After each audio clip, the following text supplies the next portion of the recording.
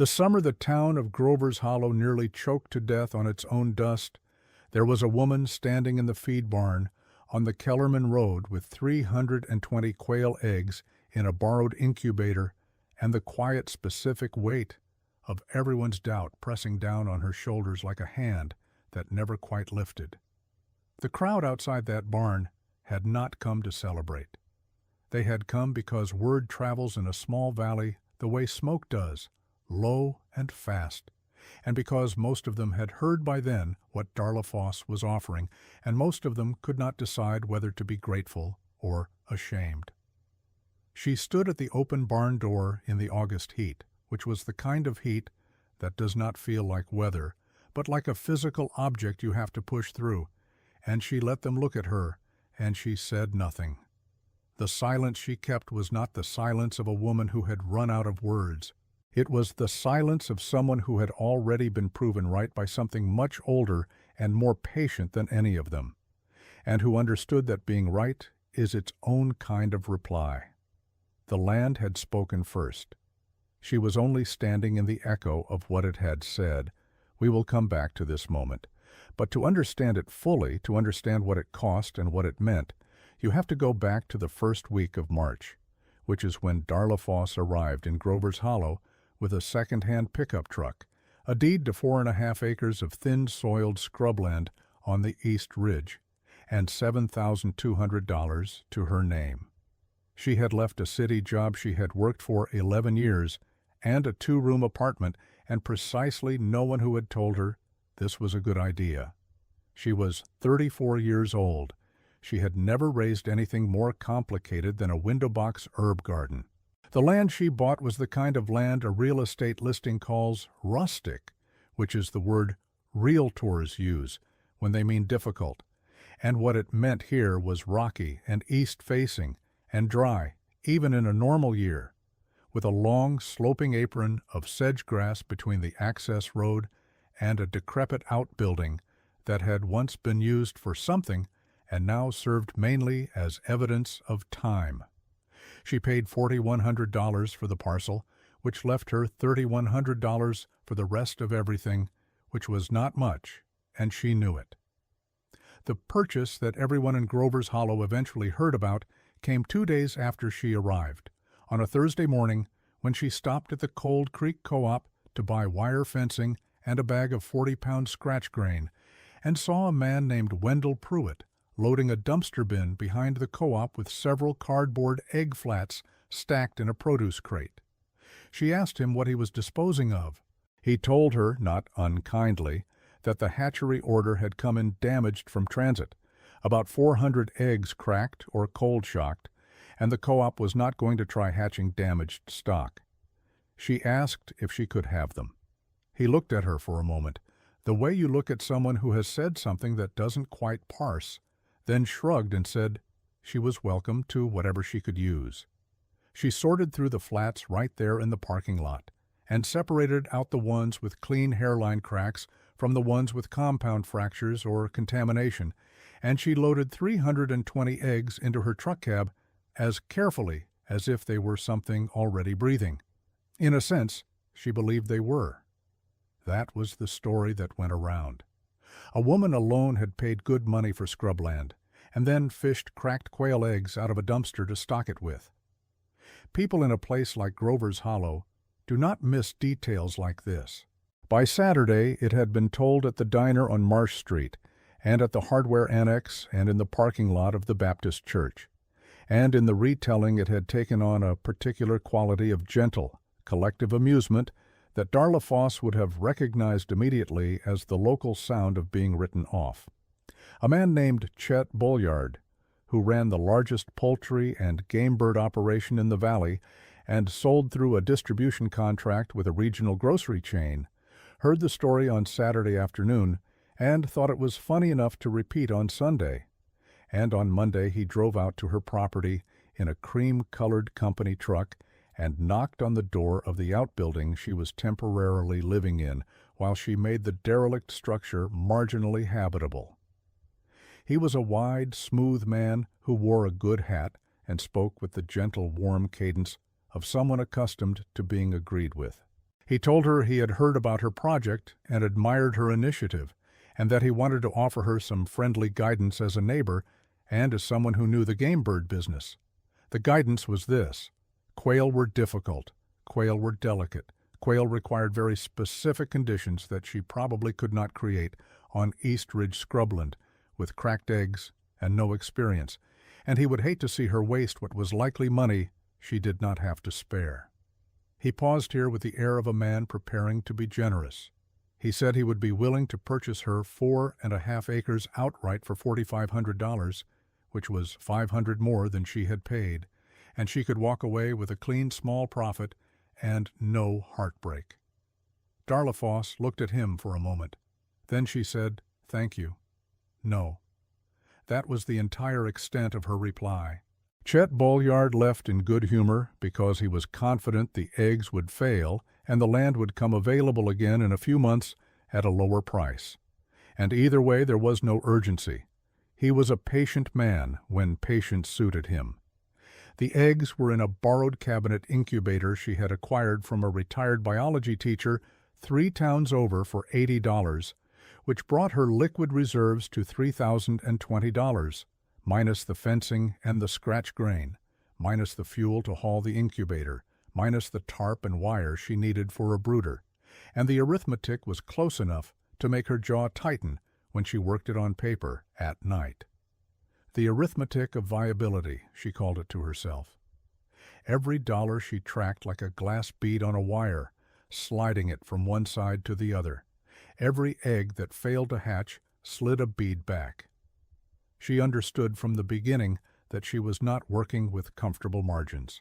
She was working with a kind of deliberate necessity that sharpens the attention the way cold water does. 17 of the 320 eggs were dead within 4 days, the cellular damage from transit too severe to recover from. She candled each one and removed it and did not grieve more than a moment before turning back to the rest. 283 eggs showed veining by day 8.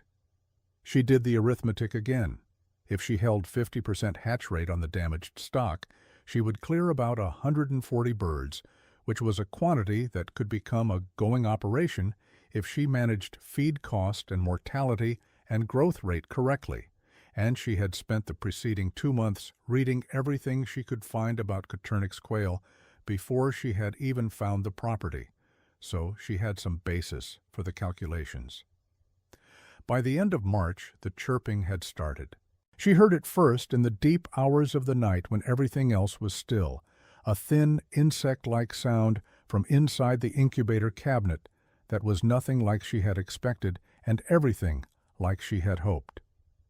She sat on the floor beside the cabinet and listened, and did not allow herself to cry, though she was aware that if she had let herself, she would have, because there is a particular species of relief that lives just on the far side of sustained private terror, and she had been living in that terror for weeks without letting it show. In the end, 211 birds hatched, 211 live quail chicks from 320 cracked eggs pulled from a dumpster. She wrote the number in pencil on the doorframe of the outbuilding. 211. The arithmetic of viability had just tipped toward possible. Grover's Hollow was not impressed. The handful of people who heard that some chicks had actually hatched received the information with the same patient skepticism they had reserved for the original project, because hatching was one thing and raising to maturity was another, and everyone knew quail were fragile, and she had no experience, and East Ridge land was notorious for bad forage. Several people said they gave it until June. Chet Bolyard said nothing publicly, but he drove by on the Kellerman Road twice in the first week of April and once more in mid-April, and each time he did not stop. The woman who did stop and who changed everything was 81 years old and had been born in Japan and had come to the valley as a young wife more than 50 years ago and was known to nearly everyone simply as Mrs. Inouye. She lived on the parcel adjacent to the east side of Darla's land, a narrow wedge of ground she farmed with an intensity and precision that had always made her neighbors slightly uncomfortable because it implied they were not paying close enough attention. She kept a kitchen garden of specific disciplined beauty and a stand of persimmon trees and a quarter-acre of something she had always described simply as old herbs, and she did not often come to the road unless she had a reason. In the second week of April she appeared at the fence line with a jar of preserved ginger and an observation. She said she had been watching the quail in the east scrub field, which was the section of Darla's land that lay along their shared fence line, and she noticed the birds were roosting along the sedge line in the afternoon, but ranging very little beyond it. She said in her accented, unhurried cadence that this was the birds telling you something, and that what they were telling you was where the ground held moisture, and that on East Ridge land, where the water moves along a shelf of caliche rock about 18 inches down, the vegetation over that shelf stays greener longer, and the quail know this the way they know everything, which is by feel and by memory and by a kind of listening that has no words in it. She paused and looked at Darla with clear, serious eyes and said, "The birds know the shape of the water before you do. Follow them long enough, and they will show it to you if you are not too certain of your own ideas to see." Darla did not dismiss this as folk superstition. She was not the kind of person who confused inexperience with ignorance, and she understood the difference between an idea that has not been studied in a laboratory and an idea that has not been true. She thanked Mrs. Inouye and accepted the preserved ginger, and the following morning she walked the east scrub field at first light, following the ranging pattern of the quail flock with a notebook, marking where they paused and scratched and where they moved on. And she found what Mrs. Inouye's long observation had predicted, a crescent of ground along the northeastern boundary, where the vegetation was marginally but distinctly denser, where the sedge grew an inch taller and kept a little more color, and where the quail spent the greatest portion of their active morning hours. She had the water tested. The shelf Mrs. Inouye described was real. 18 inches down along a roughly 12-foot wide crescent, she found moisture retention in the soil that was measurably superior to the surrounding ground, and a geological assessment she commissioned for $300 from a soil consultant confirmed what the old woman and the quail had shown her. She had a natural subsurface moisture channel running along that boundary, fed by snowmelt percolation from the ridge above, that would sustain ground cover through a moderate dry season when the surrounding valley forage went brittle. This was the thing she banked. She banked it the way you bank a coal kept low under ash, quiet and shielded from air, fed just enough to stay alive. She told no one. She fenced the crescent section separately with a lighter wire to allow ranging in and out but discourage long-distance drift, and she let the birds work that corridor as their primary forage ground, and she supplemented their diet carefully but not lavishly, spending the minimum necessary feed cost because the subsurface moisture meant the ground was already producing for her. The arithmetic of viability shifted again. The beads moved.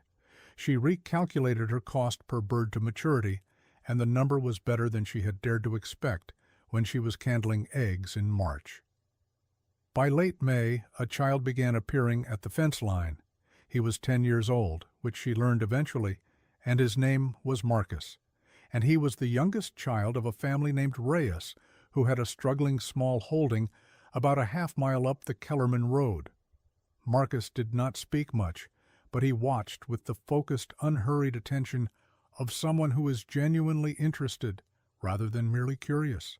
After the third visit, Darla asked if he wanted to come in and help with the afternoon watering circuit, and he nodded once and did. And that was the arrangement from then on.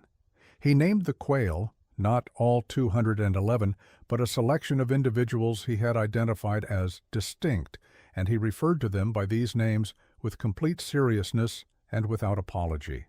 The largest and most settled of the cockbirds he named simply Grandfather because of the manner in which this bird moved through the flock, which was deliberate and without alarm and carried a quality that Marcus described as already knowing.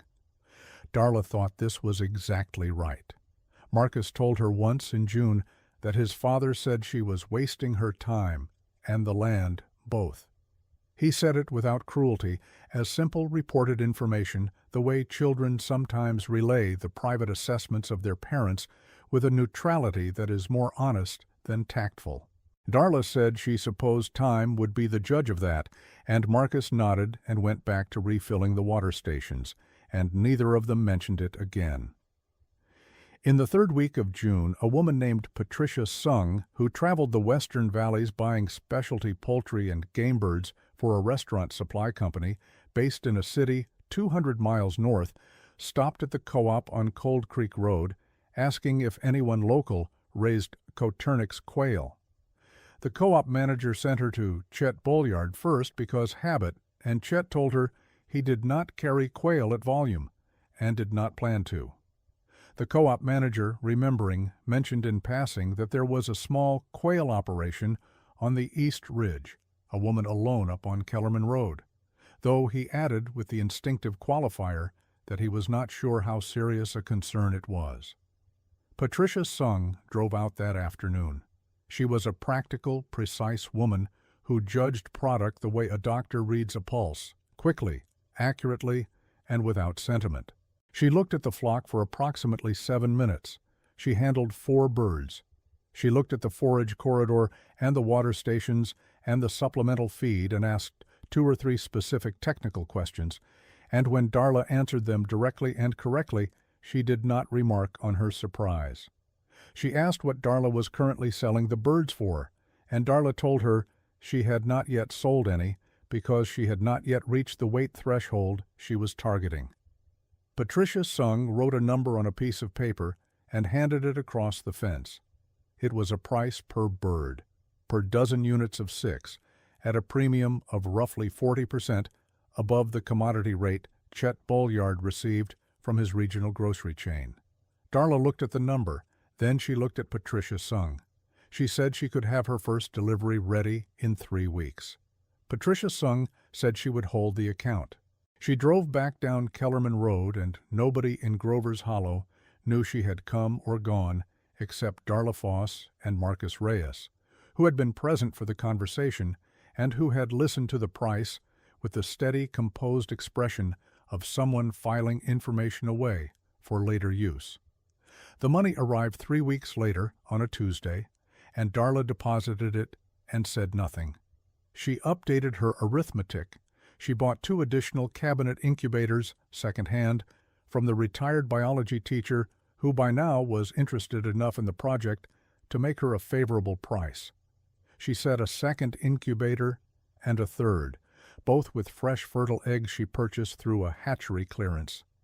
The flock began to grow in controlled increments she tracked on the doorframe in pencil, because the doorframe arithmetic was her true accounting, the one that told her whether the idea was working, more honestly than any bank statement.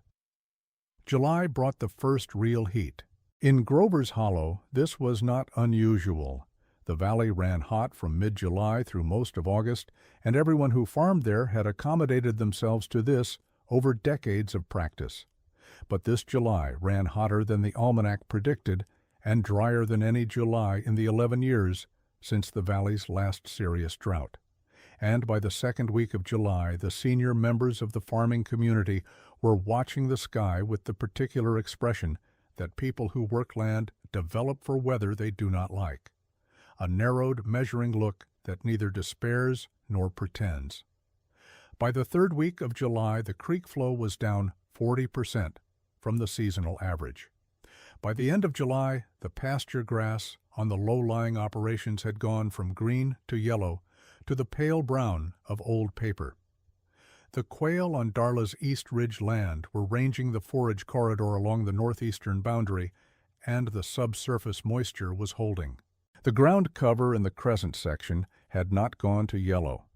She watched this with the same concentrated quiet she brought to everything, and she thought about Mrs. Inouye's words from April. The birds know the shape of the water before you do. What she kept to herself was that the forage corridor was producing supplemental grazing that had effectively halved her daily feed cost for the birds in that section, at exactly the moment that commodity feed prices were beginning to rise, because the drought was affecting grain supply across the region. Every bead she moved on the wire moved in her favor now. The arithmetic of viability had become, quietly and without announcement, the arithmetic of actual success. August arrived like the open door of a furnace, which is the only honest way to describe it. The temperature held above 100 degrees for 11 consecutive days in the first half of August. The creek stopped flowing entirely on August 7th and did not resume. 3 operations in the valley lost pasture completely. 2 small cattle holders began emergency liquidation. The co-op's feedstock was back-ordered, and the price per bag for general scratch grain climbed by 22% in 3 weeks. Chet Bolyard, whose operation was the largest in the valley and therefore the one with the most exposure, had a significant proportion of his birds on pasture rotation that the drought had rendered inoperable, and he was burning through stored feed at a rate that his distribution contract could not justify at current margins. He was not ruined, but he was under real pressure, which for a man who had never been under real pressure was a condition he found intolerable. He drove out to Darla's land on August 9th.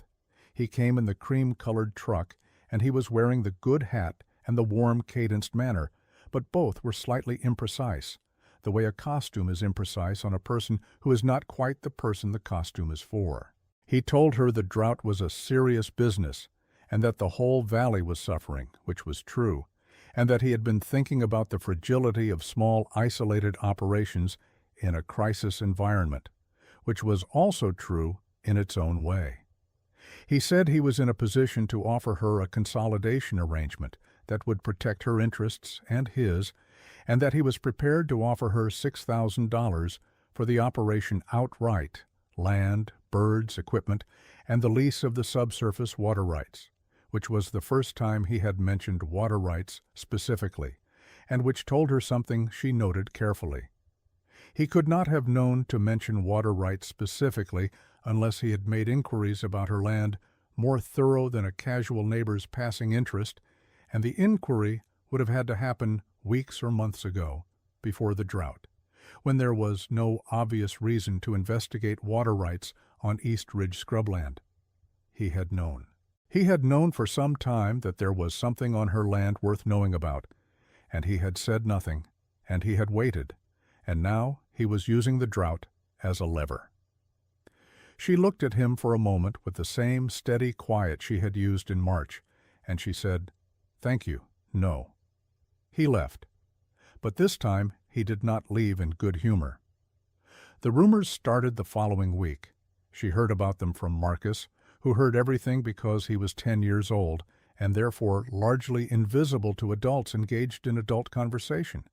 The rumors were 2.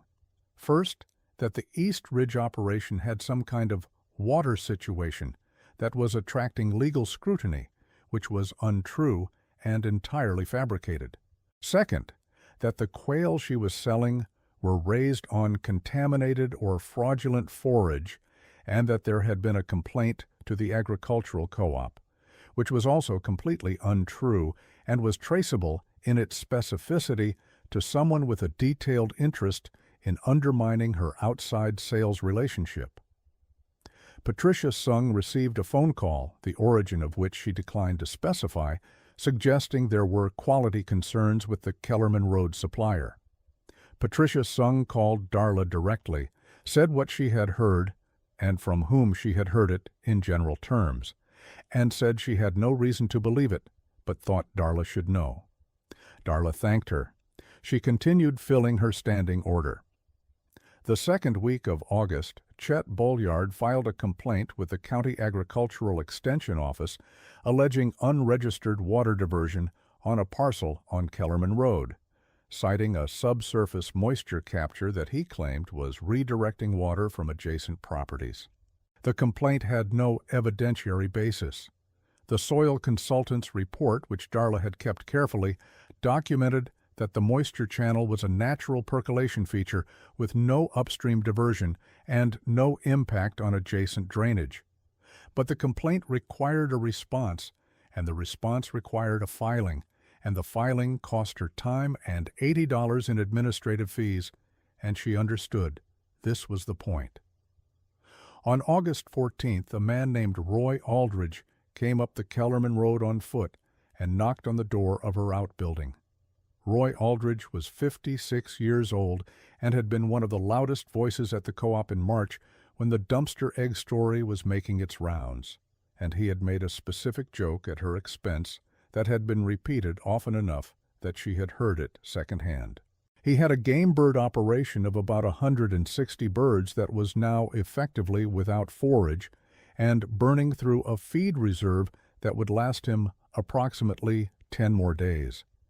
He stood at her door with his hat in both hands, which is a specific posture that does not require explanation, and he said he needed to buy feed if she had any to sell, and also that he had heard her forage section on the northeast boundary was still holding, and that he was wondering whether on some kind of arrangement, some kind of temporary lease or shared access, she might let his birds range it. He said he knew he had not been, and here he stopped and chose a word carefully. He had not been fair in his assessment of her back in the spring, and he would not pretend otherwise. She looked at him for a moment. She thought about the arithmetic of viability, which she had been calculating for 5 months, and about the arithmetic of a community, which is a different kind of sum entirely, and which she had not yet fully worked out, but which she was beginning to understand, was also a real number with real consequences. She told him he could bring his birds to the forage corridor under a shared rotation arrangement, and she would charge him a labor rate for her time managing the shared access, which she set at a number that was fair and not punitive, and he agreed to it before she had finished saying the number. She gave him a bag of scratch grain from her reserve and told him to bring his birds in the morning. That was how it began. By the morning of August 16th, word had traveled again, but differently this time, because Roy Aldridge is not a quiet man, and he had told the story of the Kellerman Road operation and the forage corridor and the moisture shelf and the woman who had charged him a fair price when she could have charged him anything, and the story had traveled along the valley the way water does when it finally finds the low ground, quickly and with a quality of relief. By August 20th, there were 4 operations requesting access to the forage corridor on a shared rotation, all of them small holders who had been hardest hit by the pasture failure, all of them paying the labor rate she had set, which was the same for everyone, documented in a simple handwritten contract she kept in a folder on her kitchen table. The subsurface moisture corridor was not unlimited. She knew its capacity. She was managing the rotation carefully, moving birds through in controlled groups with adequate rest intervals for the forage to recover, because she understood that generosity and stewardship are not in opposition, and that you can give away the use of a thing while protecting the thing itself. And she had learned this from watching Quail. Grandfather moved through the corridor each morning with the same deliberate, settled quality Marcus had identified in April, and the rotation around him was organized by a logic that was not her logic, but the logic of the land itself, and she trusted it. Chet Bolyard called the county extension office on August 22nd and escalated his complaint, adding an allegation of unlicensed commercial water access operations, which was a more serious category and which required a formal inspection visit. He also called 2 of the 4 small holders who had entered the sharing arrangement and told them separately that they were exposing themselves to legal liability by using water access that was under dispute, and that he was prepared to offer both of them a consolidation buyout of their operations at a fair price, given current conditions, meaning a price depressed by the drought emergency. He made a strategic error on August 23rd. He called the county extension inspector before the inspector's scheduled visit and mentioned, in the helpful tone of a concerned neighbor, that the Kellerman Road operation was diverting approximately 40,000 gallons of annual subsurface flow. This was a specific and technically detailed figure. It was also the exact figure contained in Darla's soil consultant report, which was a private document that had never been filed publicly and was not available through any county record search. The inspector, who was a methodical woman named Geraldine Torres, made a note of the figure and of the fact that Chet Bolyard had known it. Geraldine Torres came to the property on August 24th, reviewed the soil consultant report, conducted her own brief assessment of the land, found no evidence of diversion and complete consistency with the consultant's findings, and closed the complaint as unfounded. On her way out, she mentioned to Darla, in the careful, neutral manner of a professional who is not quite saying what she is saying, that the complainant had seemed to have access to information that would have been difficult to obtain without direct inspection of private documents, and that she was noting this in her file. Darla said she appreciated the thoroughness. The Growers' Council of Grover's Hollow held an emergency meeting on the evening of August 27th at the feed barn on Kellerman Road. Because it was the largest available space that was not owned by Chet Bolyard, and because Roy Aldridge had proposed it, and Roy Aldridge had enough standing in the valley that people came when he called a meeting. There were 22 people in the barn when Darla arrived. There was a folding table with water jugs and cups at one end. It was 102 degrees at 7 in the evening, and the barn held the heat like a clay pot. The air smelled of dust and animal, and the particular dry sweetness of stressed forage, which is the smell of a land that is working hard to hold on. Chet Bolyard was there. He was seated near the front with the cream-colored hat on his knee and the warm, cadenced manner deployed at full power, which was a sign of stress she had learned to read. He had been talking to people before she arrived. She could tell this by the quality of the room when she entered it, which was the quality of a room in which some people have already been spoken to and are in the process of deciding whether what they were told is true. He had a proposal. The proposal was this: the valley needed a managed response to the drought emergency, and the only operation with a viable forage base was the Kellerman Road property, and that property needed professional management and legal water rights clarity. And he was prepared to purchase the property and the operation immediately at a price that reflected its current assessed value under drought conditions, which he named as $8,000 for everything, land and birds and equipment and rights, and to operate the forage corridor as a community resource under his management for the duration of the emergency, with access fees distributed through his company's billing system. He framed this as a service to the valley. He framed it as protecting the smallholders from the legal uncertainty of the existing arrangement. He framed it as the responsible path forward given the emergency. He was a skilled framer. Several people were nodding. Darla Foss had not spoken yet. She was standing near the barn door in the heat, and she had been standing there since she arrived, and she did not move toward the front until Chet Bolyard had finished, and the room turned toward her in the particular attentive way a room turns when the person everyone has been discussing is now present and about to speak. She spoke for less than 3 minutes. She said that the forage corridor on her land was a natural feature documented by a licensed soil consultant and confirmed by the county extension office as involving no diversion and no legal ambiguity, and that the complaint that had suggested otherwise had been filed without evidence and closed as unfounded, and that the complainant had somehow possessed the specific technical figure from her private consultant report, which was 40,000 gallons of annual subsurface flow, and she said that number clearly and without emphasis, and let it sit in the air of the barn for a moment. Several faces turned toward Chet Bolyard. His warm, cadenced manner held, but something behind it adjusted slightly, the way a picture adjusts on a wall after the nail shifts. She said she was not selling her land or her operation. She said the sharing arrangement she had established with the 4 current participants in the forage rotation would be extended to any operation in the valley that needed it, at the same labor rate, documented in the same handwritten contract, no exceptions made in either direction.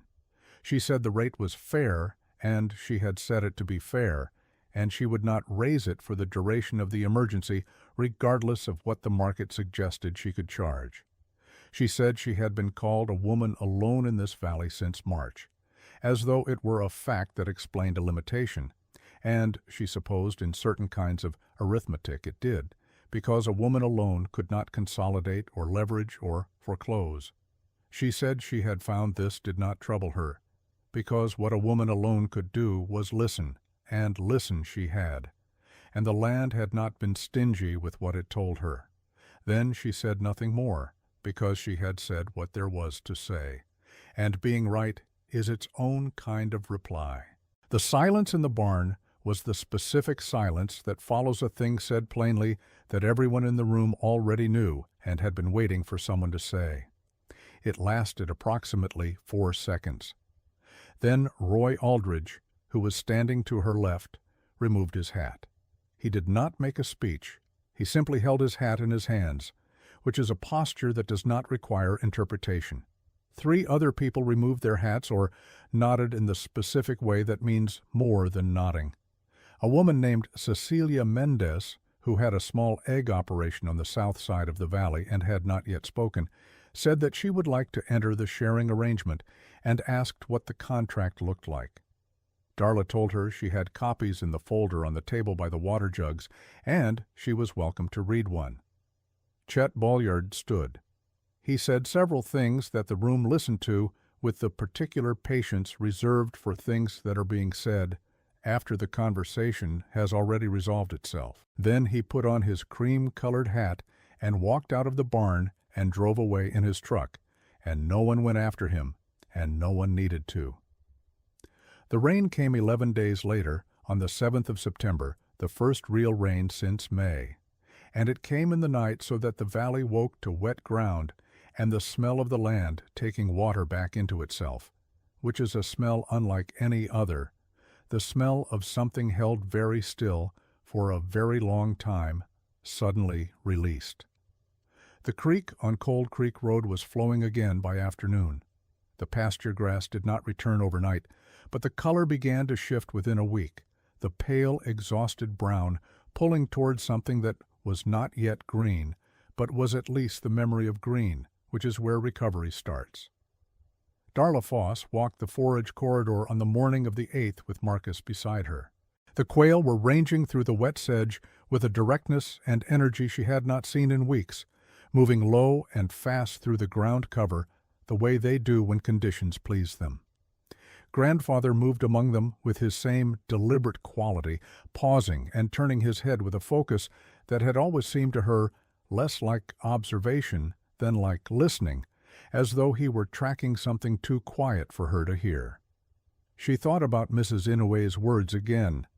The birds know the shape of the water before you do. What the old woman had given her in April was not a lesson about quail or about water, but about the kind of attention that is not aggressive and not anxious, but simply open. The way a door left ajar is open, not forcing anything in, just not refusing it. Marcus said, "Grandfather looks satisfied." She said she thought that was accurate. Marcus wrote the number 341 on a piece of paper and handed it to her, because that was the current count of the flock, including the second and third incubator batches, and he kept his own arithmetic now in a small spiral notebook he carried in his back pocket. She looked at the number and then at the pencil marks on the doorframe of the outbuilding, which went from 211 in March through various counts across the spring and summer. The record of a thing that had grown from cracked salvaged eggs in a dumpster into something that had fed the whole valley through the worst August anyone could remember. She added 341 to the doorframe.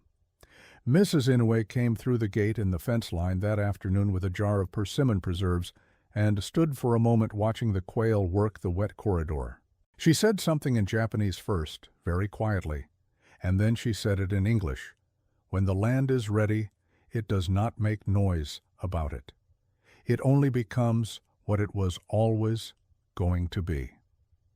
She looked at Darla with the clear, serious eyes that had looked at her across a fence line in April with an observation and a jar of preserved ginger.